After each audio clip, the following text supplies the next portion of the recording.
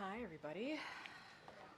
Good afternoon. Good afternoon. Okay, I have a couple things at the top. Please bear with me. So, on Saturday, a suspect shot and injured 5 individuals along Interstate 75 in Kentucky and is still at large. We are praying for those who were injured and wishing them a speedy recovery. The president was briefed over the weekend, and he urges residents to remain vigilant and listen to local officials as they continue to investigate. The administration is in touch with state and local officials, and federal law enforcement is supporting the local investigation and efforts to apprehend the suspects.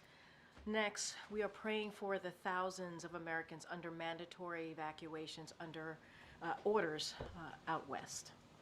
Senior administration officials are monitoring the fires, including the Line Fire in California and the Davis Fire in Nevada, and are in close touch with state and local leaders to ensure they have the resources they need. Over 7,000 federal personnel are supporting local firefighting efforts across multiple states. Residents in the affected areas should remain vigilant and heed the warnings of local officials, especially those who have been ordered to evacuate. President Biden and Vice President Harris believe that health care is a right, not a privilege, and the mental health care is health care, period. But for millions of Americans, care for mental health and substance use conditions is still hard to find and hard to afford.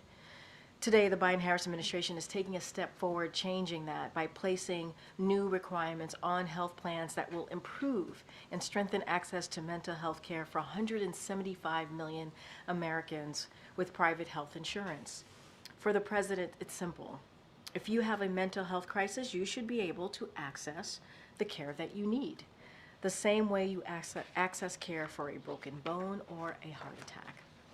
Addressing mental health crisis is a key priority for this president, for this administration, and the steps being taken today will dramatically expand access to mental health care in America.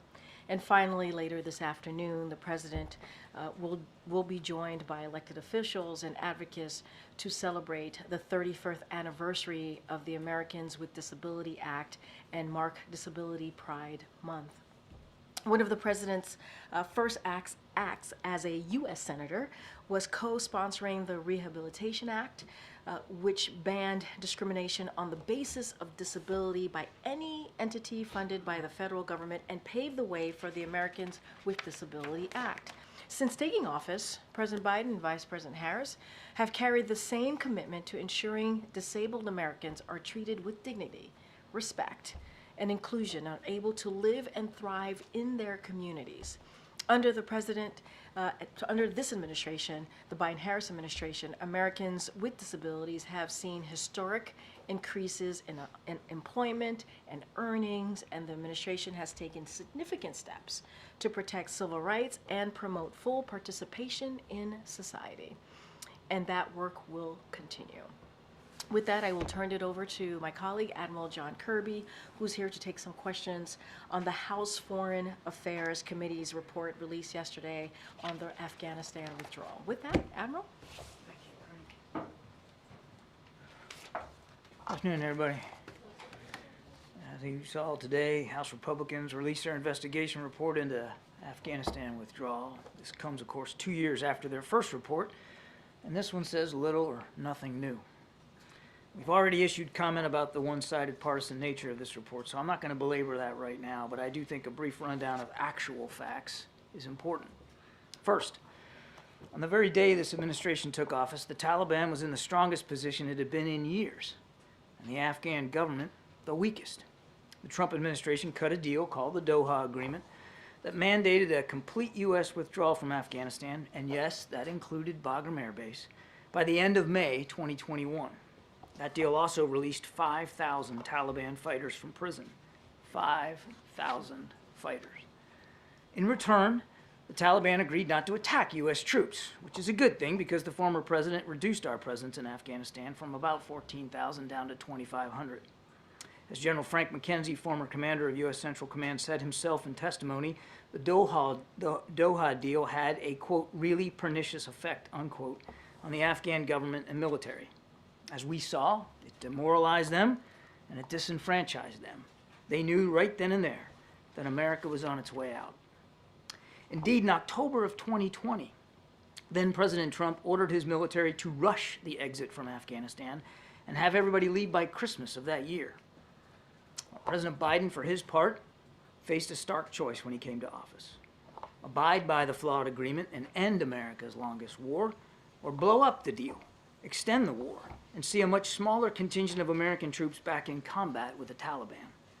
He chose the former, and he was able to buy additional time to prepare for that withdrawal all the way into the summer. And we as a nation are safer for it. Any and every discussion about what happened in Afghanistan has to start right there. Sadly, the report does not dwell on it. Now, there's some other falsehoods, too many to mention, but a few do stand out, and I'd like to tick them off if you don't mind. One, there was, in fact, planning for evacuations, planning that started in the spring of 2021 and included all the requisite agencies. In fact, the Department of Defense pre-positioned military units in the region so that once a decision had been reached to evacuate, they would be poised to respond in a timely fashion. Two, there was no fine-tuned assessment of how fast things would unfold in August of 2021. It all moved a lot faster than anyone anticipated. As the Taliban moved in, Afghan forces stopped fighting, and the Ghani government fled. As then Chairman of the Joint Chiefs of Staff, General Mark Milley said, quote, "Nothing that I saw indicated a collapse of this army and this government in 11 days, end quote. Three, there was no point in securing Bagram Air Base for use during the evacuation. Doing so would not only have required thousands of additional U.S. troops, but also would have required a dangerous trek by evacuees over Taliban-controlled territory, making the evacuation even more difficult to execute than it already was. 4, there was no handover of U.S. equipment to the Taliban. That equipment had been provided to Afghan security forces appropriately and with congressional approval over the course of 2 decades of war. That equipment was left by those Afghan forces when they surrendered or stopped fighting. And 5, there was no deception, lying, or lack of transparency by this administration, either during or after the withdrawal. We did the best we could every day to keep the American people informed of what was happening.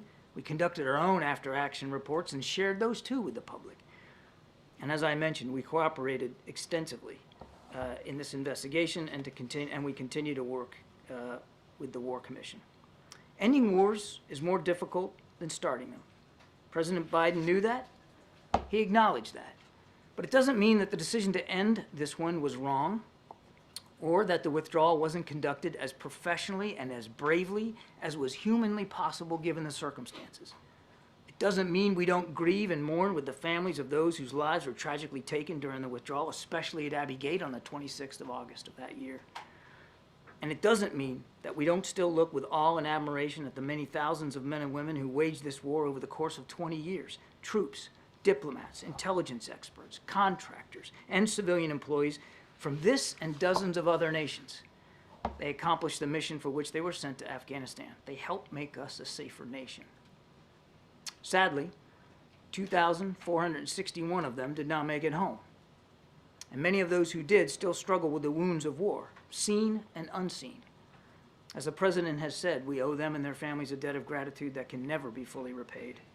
But now that the war is over, our nation can better focus on other pressing national security interests around the world. We would do well in all this partisan rancor over the withdrawal to remember that. Take some questions.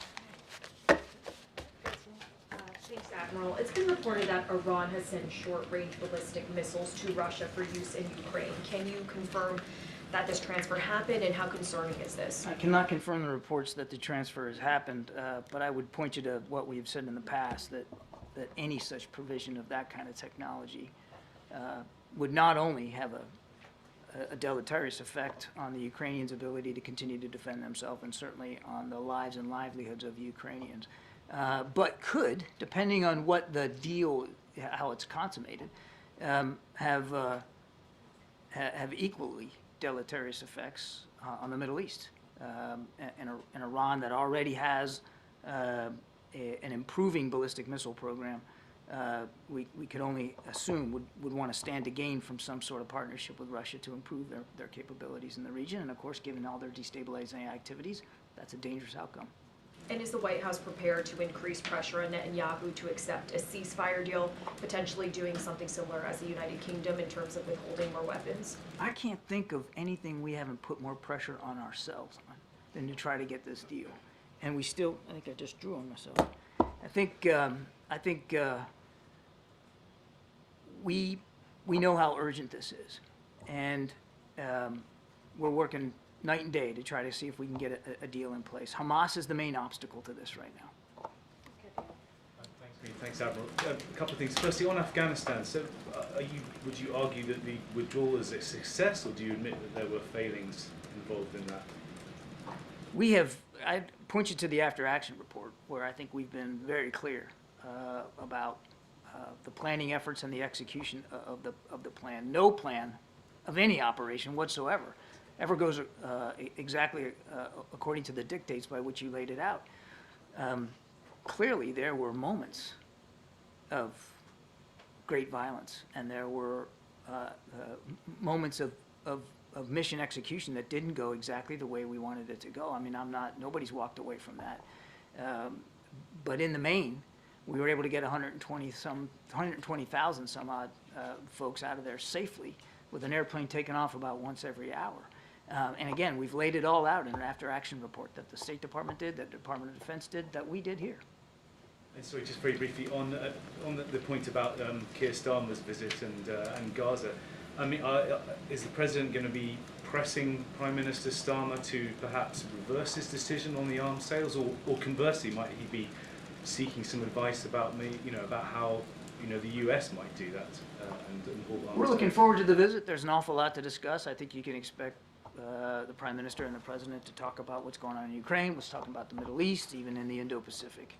This isn't about twisting arms or trying to change minds. The British government has made their determination about arms provisions to Israel. We respect that. That's for them to speak to.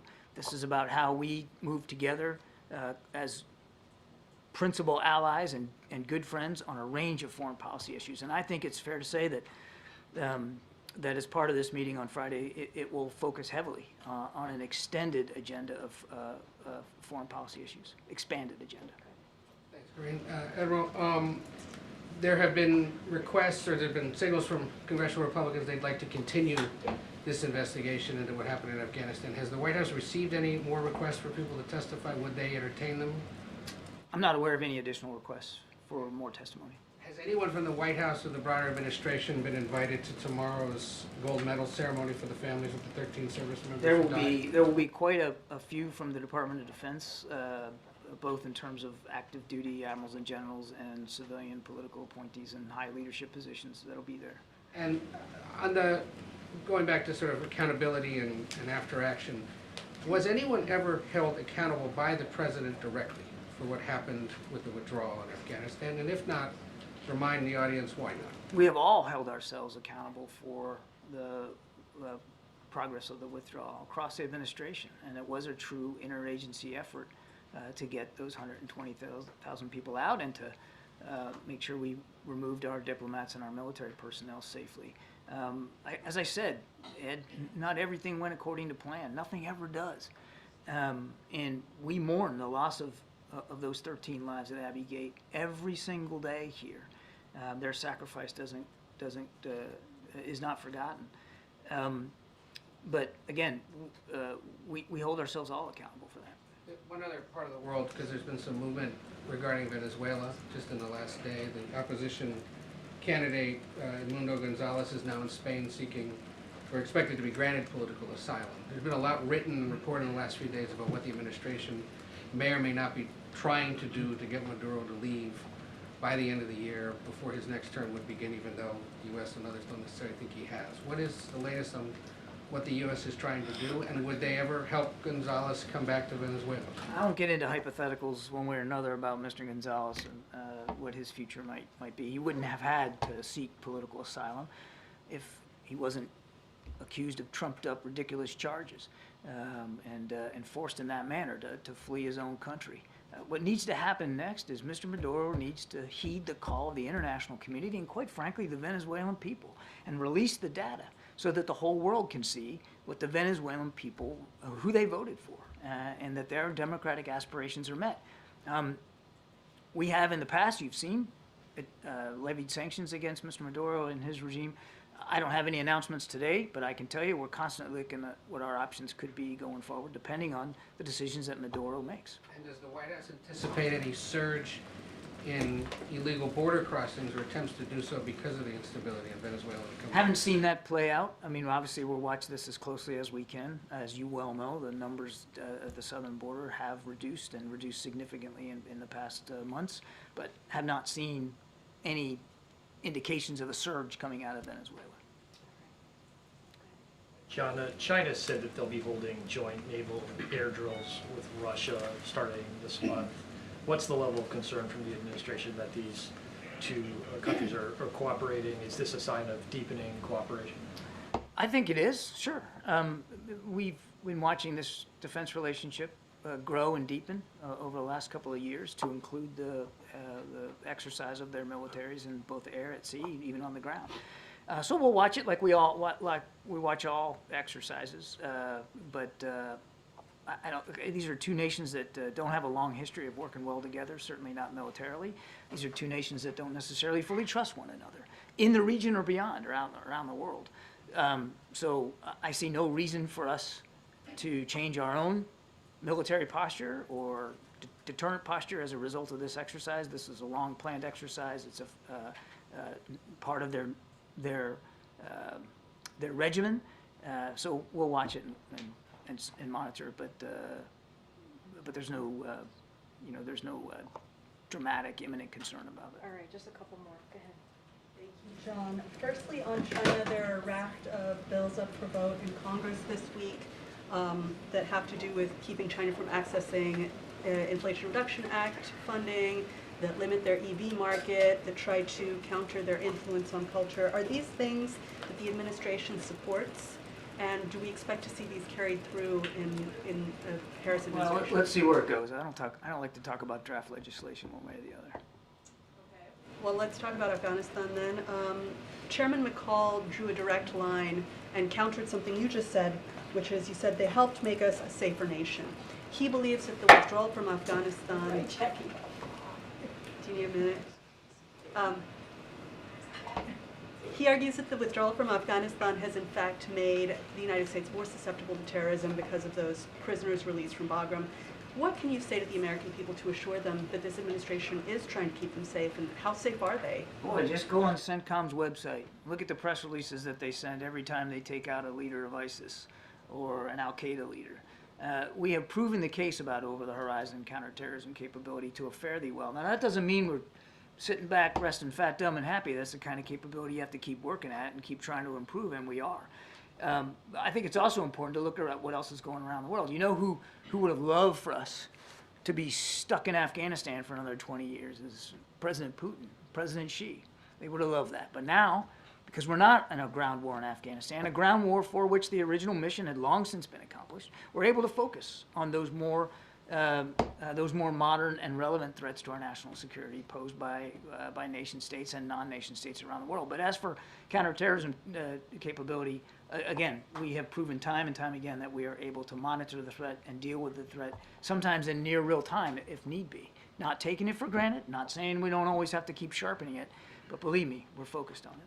Just a couple more. Administration officials have said that after the 6 hostages were killed earlier this month, that Hamas changed the terms of the deal. Did Hamas explicitly tell mediators that there are new terms, that they want more prisoners released?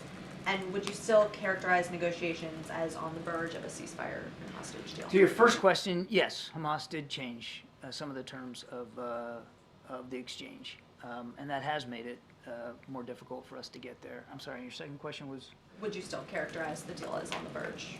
We still believe that even for the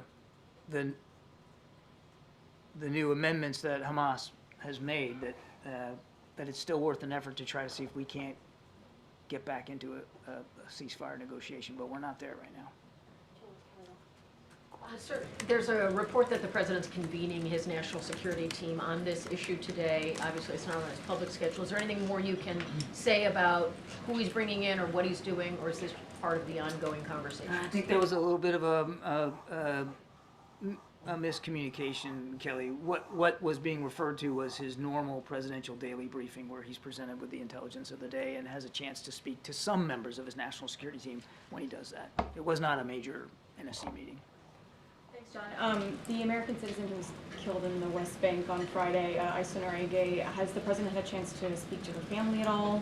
And do you have any sense of where the investigation stands? I know that you all had asked for the ball to get rolling on an investigation to her death. Do you know if there are any updates on that? He has not spoken to the family as of yet. I don't have a call to talk about today. Obviously, we continue to mourn with her family, of course.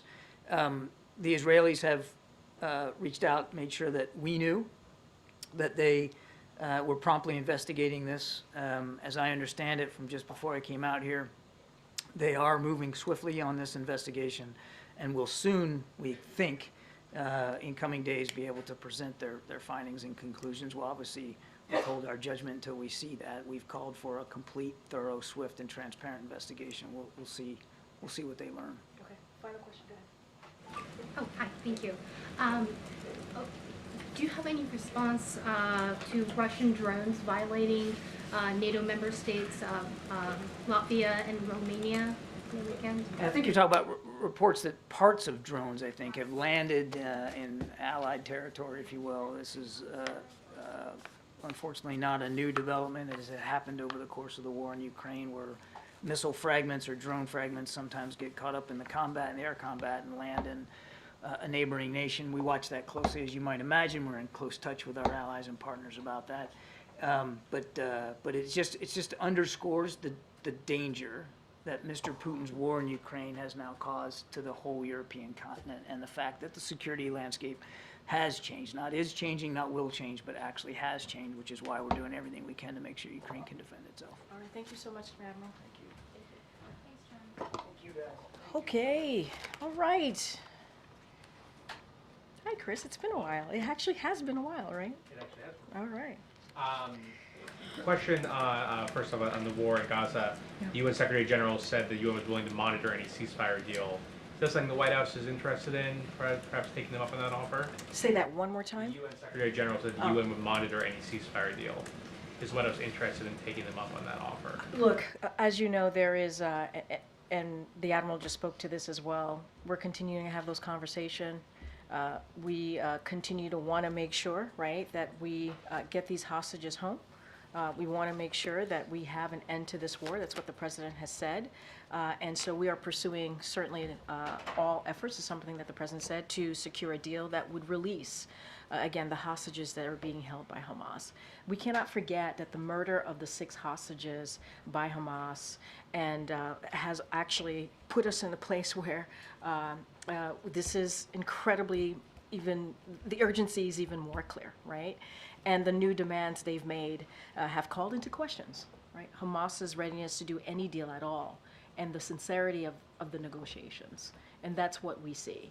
So, even though we're hearing that, we want to continue to talk about the next steps with our co-mediators. This is Egypt and Qatar, and that's what we're doing. That's the focus. That's what the president believes in order.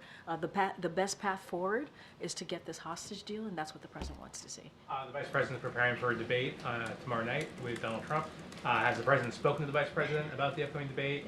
And also, does he plan to watch it tomorrow night? So I can say, and I think I confirmed this last week in either a gaggle or at the briefing, which is that the president is going to watch the debate. He's looking forward to watching the debate. I'm not going to preview or confirm any conversations between the president and the vice president. As you know, they speak often. The president is incredibly proud of the vice president. I just don't have anything to share beyond that, but he will be watching. We'll be watching in New York. Yeah, what is he watching for? I mean, I'm not going to get into details, but he'll be watching. He'll be obviously supporting the vice president in her debate. I just don't have anything else to add to that. Thank you. Thank you. Can you confirm reports that the president is hoping to establish a U.S. sovereign wealth fund and give any estimated time of announcement for that? So I certainly don't have anything to announce from here. But look, the president has worked to unlock investments here at home. and abroad that benefit our our economy, right? The economy and also our national security. That is something that the president has worked to do in the past 3.5 years. I just don't have anything to announce at this time. Thank you. With Congress back today, can you just give us the broad White House view on the state of government funding negotiations? And obviously you issued the veto threat on the House Republicans' proposal, but with that dead on arrival in the Senate. So a couple of things. I think the SAP went out, so certainly would direct you to that. That came out of this administration.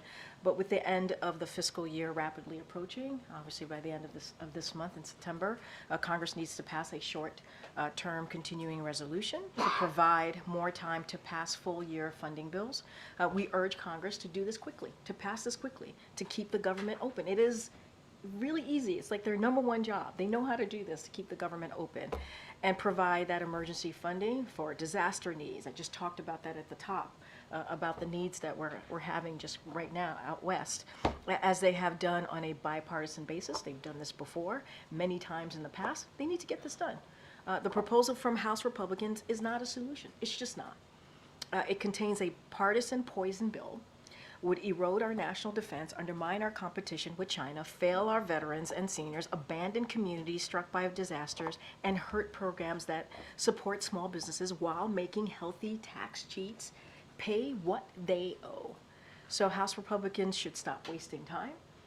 I've said this many times before, repeat it at this podium, and to do their jobs for the American people by keeping the government open. It is a simple job. It's their number one job as Congress, is to keep the government open, and we believe it should be with a short-term CR. Okay, Selena. On that point about government funding, how is the White House engaging with the Hill on this, and does the president have any plans to meet with congressional leaders in the coming days? So I'll take the first question. OMB, Leg Affairs Office, are in close touch with House and Senate leadership on the need to pass a short-term CR to keep the government open. And I laid out what it would do if we didn't, and what it would erode, example, for our national security, as we just had the National Security Council rep here. We're coordinating with Democratic leadership on the best path forward for a short-term CR. And so this is something that, again, they need to do right away. They've done it before, many times before, in a bipartisan way. It is their number one job.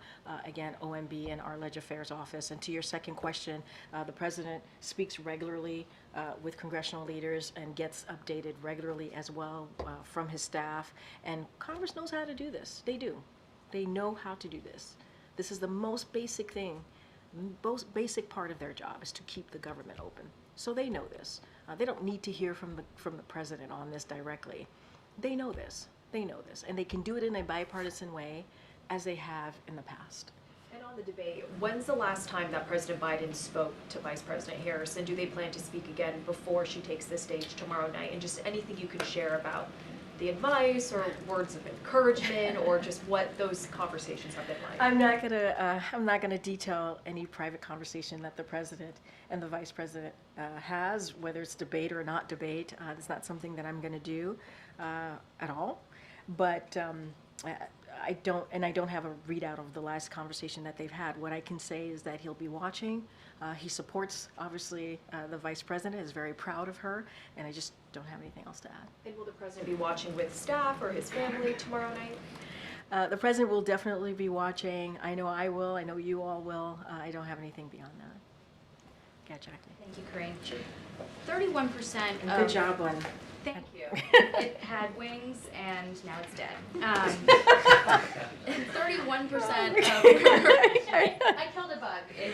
You're welcome. It was very anyway. It was very dramatic. Someone had to do it. I know, and the job was done. The job was indeed done. Thank you. You got the job done, for sure. Thank you. 31% of registered voters said in a New York Times Siena poll that they still need to learn more about Vice President Harris. So why is she spending so much time trying to define Trump and link him to Project 2025 rather than define herself? I mean, look, those questions, obviously, those are campaign questions. You would have to ask the campaign, and that is for them to speak to. And what I will say is, what I can say is that As far as contrast, a contrast can't be more clear. It couldn't be more clear. If you think about 4 years ago, America was reeling. It was reeling. In a once-in-a-generation pandemic, it was isolated from the world stage. Crime was up. The middle class was sidelined. We saw an insurrection on January 6th in 2021 that the former president led. And so, and you think about today, where we are today, 3.5 years later, we're leading the strongest economy in the world.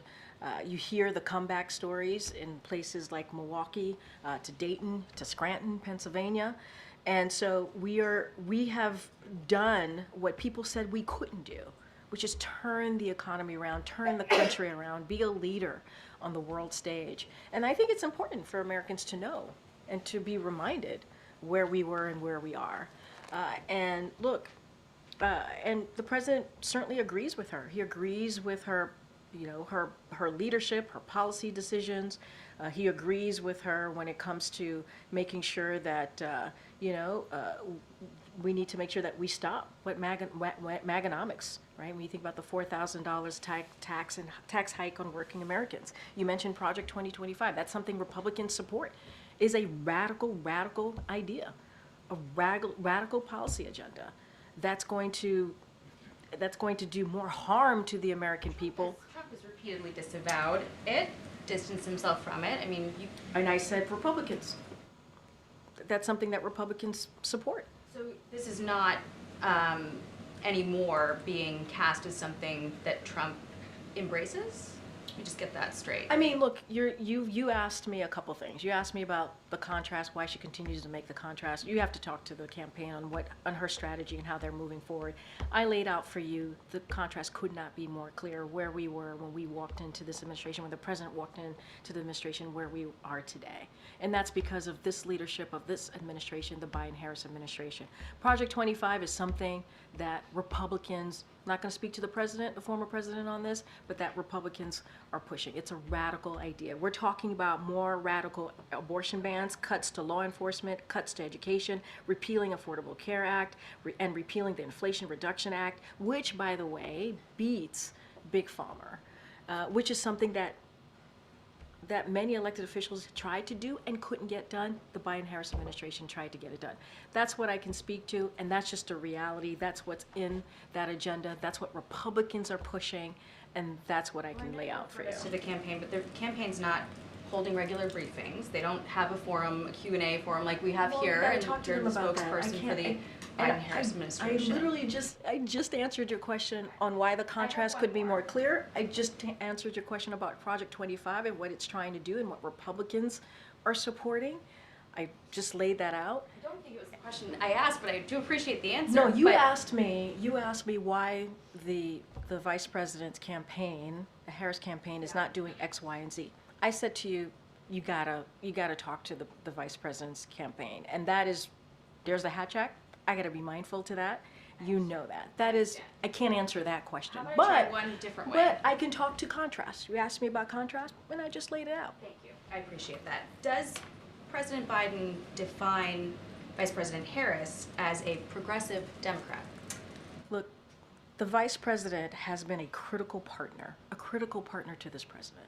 All you got to do is look at the record and what we have been able to do in the past 3.5 years, the Biden-Harris administration's been able to do. You think about the economy, you think about health care, and you think about these really important generation-changing legislation that are now laws, obviously. I just talked about beating Big Pharma. That's important. That was the Inflation Reduction Act that only Democrats voted for. Now Republicans want to repeal. They want to take that away. Taking away lowering cost for the American people. And so, to be clear, lowering cost on medical care and pharmaceutical drugs and also energy bills, right? That's two really big part of the Inflation Reduction Act. The president is not going to be labeling the vice president. She has her policies that she is obviously that he's in line with, that she has put forth in the past week or so. He supports her. He believes in her leadership, and that's what I can share with you. We are allowing for a contrast with Trump, but not a contrast with other Democrats. Because Senator Bernie Sanders, for instance, said that he still views her as a progressive Democrat. He said that she's, in fact, not abandoning her ideals, but making a pragmatic play toward the center to win the election. And that sends a chill down the spine of some people who might be in the middle or to the center right, considering her. And when she's been trying to position herself as a more moderate figure now than she was in 2020, where does she stand exactly? So, first of all, the senator is going to speak for himself. That's for him to speak to. I'm not going to get into I agree or disagree with him. What I can tell you is this president believes in her leadership and believes in her bold policy agenda. That is something that the president is in line with her on, right? And we're talking about strengthening the middle class. That's what we believe her bold policy agenda continues to do. And that's important. You hear the president talking about building economy from the bottom up, middle out, and strengthening the middle class. We're in line. More economic opportunity. The president wants to see that. And we're talking about like tax cuts for working people, fighting corporate pricing gouging, lowering costs, having the wealthy pay their fair share. We're in line. We're in line with what the vice president is putting forth. Her bold policy agenda to make sure that we do not leave people behind. I'm not going to stand here and label the vice president. The senator has every right to say whatever he wants to say. What I can say is the president agrees with her bold policy agenda and her leadership. Wait, did I just call on you? Okay, let me just try and get other people. Go ahead, Karen. Go ahead, Karen. The Congressional Black Caucus today released its corporate accountability report on diversity, equity, and inclusion. It asks corporate organizations to reaffirm their commitments to DEI, update on racial equity investments, and work with the CBC to create legislative solutions that will help close the racial wealth gap. Does the administration have a reaction to this report? Have they engaged with the CBC or advised them about this report at all? So it just came out. We hadn't had a chance to review the report, but you know this is something that this administration believes, how diversity is our strength. You hear the president say this, and that is something that the president believes. And that is true whether it's in schools, our military, or businesses. It is important. And it is true for our government, where he has assembled the most diverse presidential administration in history. That is something that this president and this vice president has done. And just a couple of things. In June, when senior White House officials, they were able to welcome business executive and civil rights leaders to the White House for a discussion on ensuring how Americans have access to economic opportunities. That wasn't that long ago, just a couple of months ago. And at that event, business leaders joined civil rights leaders and congressional staff to share best practices and actions that will protect and create pathways to opportunity. So this is an administration that understands that it is important to not leave any communities behind. And I think what we've been able to show these 3.5 years, how those communities who have felt behind, like they were left behind, are now included in the process. They're included in our policies. They're included in our legislation. They're included in how we move forward, even in executive actions, right? And this is the president that takes that very seriously. He also believes it's important to have those different voices at the table, hence having a very diverse, the most diverse administration. And so while we haven't gone through the study, what we can say, we believe diversity is indeed our strength. It is important to continue to do that work, and that's what you're going to see from this administration.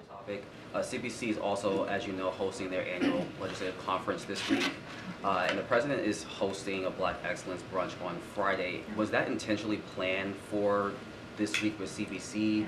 And what can you share about the president's remarks that he will be giving? Yeah, so not going to get ahead of his remarks. The president's looking very much forward to holding that brunch here, the Black Excellence brunch here on the South Lawn on Friday, as you just said. But I could share a little bit just more broadly. You can expect the president to speak about the enormous contribution that Black Americans have made to this nation.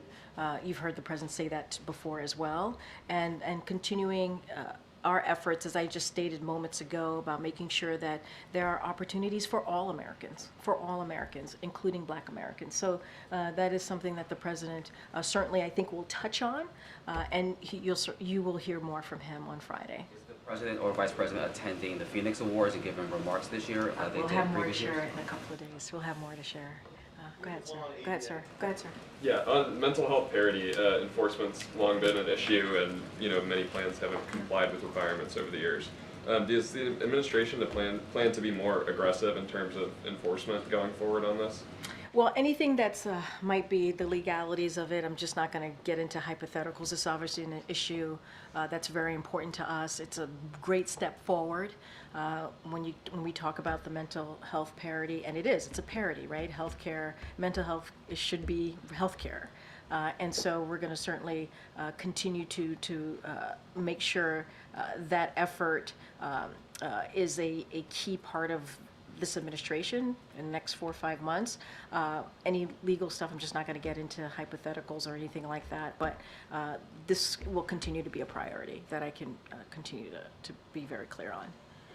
Kat Kellyo. How would you describe the way in which in briefings and in other White House communications since July 21st, you reference the vice president more? We hear now more Biden-Harris administration, when if we look back, it would have been much more focused on just the president. So as you do that, how do you describe the importance of, in this official way, talking about her and linking her to the accomplishments? Look, I think it is important for Americans to know that the vice president has played a very big role in the success of this administration over the last 3.5 years. And we have said this before, even before July 21st, how much of a partner she's been, a critical partner. It is not the first time that we've said it. Maybe we're saying it more, to your point, but we've been pretty consistent in saying that their partnership is important, and how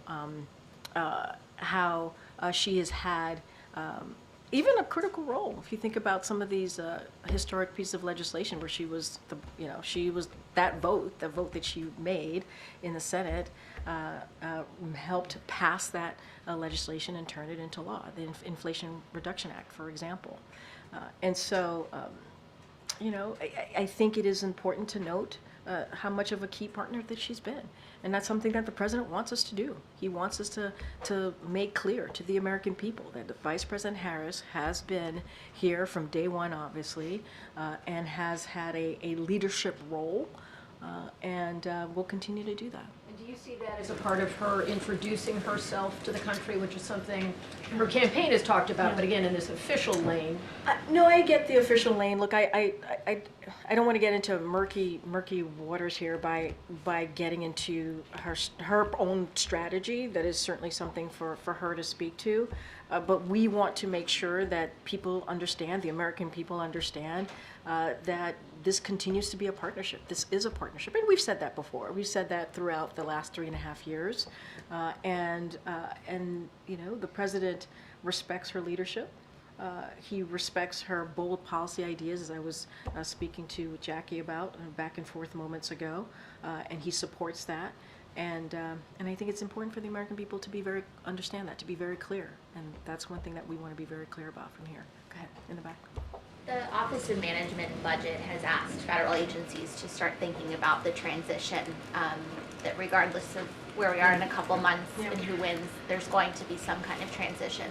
How are you all thinking about that? How is the president thinking about that? Especially given, I know at the beginning of this administration, a frequent refrain from your office was, we didn't have a lot of help during the transition from agencies within the government, people within the government. How are you all thinking about what you want that to look like? So let me just state this first so that folks who are watching understand, because I know you all understand this. What is happening right now is common. It is not unusual. It is something that every administration at this point, who are clearly coming to the end of their administration, have to do. So it's a common process, nothing unusual there.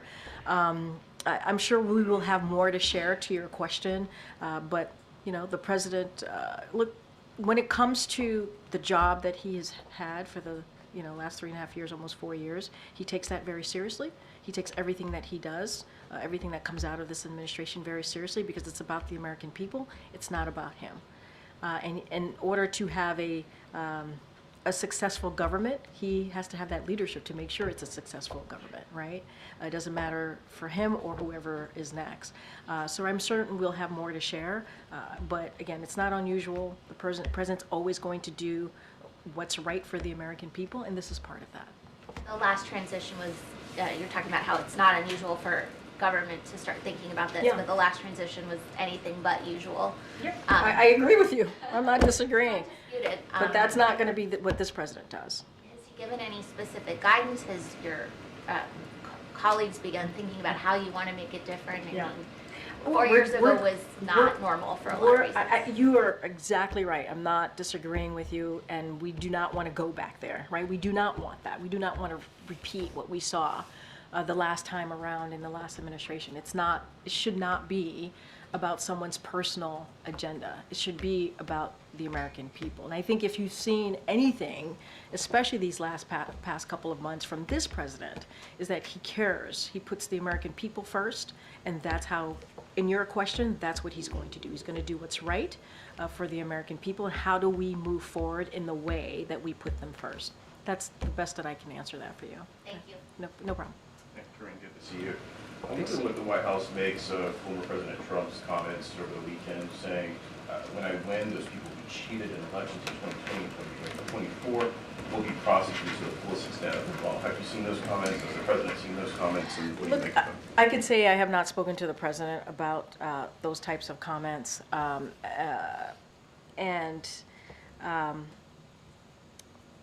Look, and I want to be careful because obviously he's saying it as in his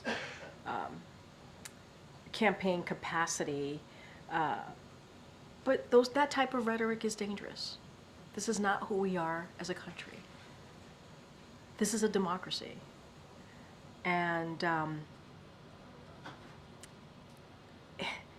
so that's what the president believes. That type of rhetoric is coming from, a former president, is dangerous. I mean, we saw what happened on January 6th in 2021. 2,000 people went to the Capitol. Some of your colleagues reported on this. Some of your colleagues were there. Law enforcement members were attacked. It was a dark day in our country because our democracy was attacked. And they went there because they were told that they should overturn an election, a free and fair election, where dozens of Republican judges said that it was indeed a free and fair election. And so that type of rhetoric is dangerous and unacceptable, and that is not what this president believes. Just a quick question on voters in particular. As the president makes some outreach to black lawmakers, I wonder if he's going to make some outreach to black voters specifically. You know, both campaigns are working to do that in states like Georgia. Yeah. And perhaps some of that economic message is getting lost with some black voters. If you talk to them, they have a different picture of the Trump economy than they do the Biden economy, so to speak. How's the president, the vice president going to talk directly to black voters about the economic issues at hand? So I got to be careful because you're asking me about a strategic play, a campaign play, when you're saying voters, black voters in particular, in your question here. So you would have to ask the campaign specifically on how they're going to do that, what their outreach is going to be. But in terms of the record And I hear the question, so I just have to be really clear. We respect Hatch Act, we respect the law here, so I can't speak to a strategy here, but it is what you have seen this president, this administration do, cabinet secretaries, this president, obviously the vice president in her official capacity, is that we try to go out there, right? We go out there, we meet the American people where they are. We talk about what we have done in this administration over 3.5 years. We talk about how we've been able to rebuild the economy. We talk about how we're leading the economy in the world, right? The strongest economy in the world. And it is not done by accident. It was not by accident. Right? It is because the president and Democrats in Congress, when you think about the American Rescue Plan, which helped turn things around, put checks in pockets, right? We're able to do that. Put shots in arms, right? So we can deal with a once-in-a-generation pandemic. It was not easy, but we were able to get this done. Now, do we understand that some Americans are not feeling that? Yeah, we get that. We understand. That's why the president is going to continue to talk about ways to lower cost. You saw the president and the vice president recently, a couple of weeks ago, or just last week, a couple of weeks ago, talk about how the drugs that are going to be lowered in cost because they were able to beat Big Pharma. And so now Medicare is able to do those negotiations. That matters.